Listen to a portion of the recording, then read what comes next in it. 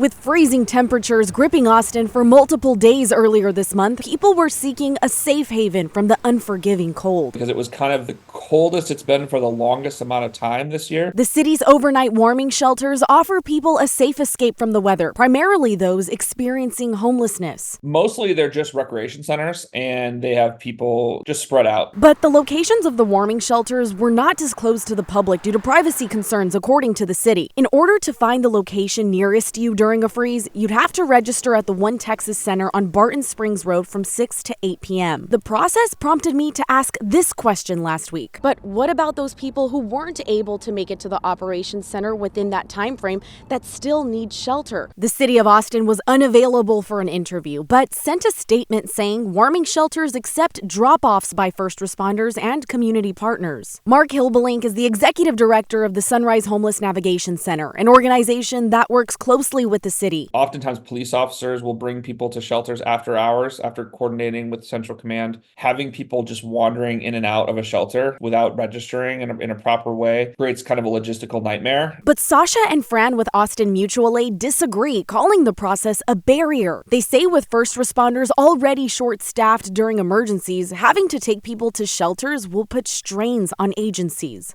It's really a false ideology to believe that anybody, but especially the majority of our unhoused community, can somehow navigate their way down to the One Texas Center in between the hours of 6 and 8. Really going to overload our EMS services. They're not going to be able to handle it, and we will lose people, and that will reflect badly on the city. Now, both organizations are hoping the city will find some solutions before the next Arctic blast. The money that's currently budgeted for inclement weather shelter in our community is just not enough to do a cold weather shelter operation.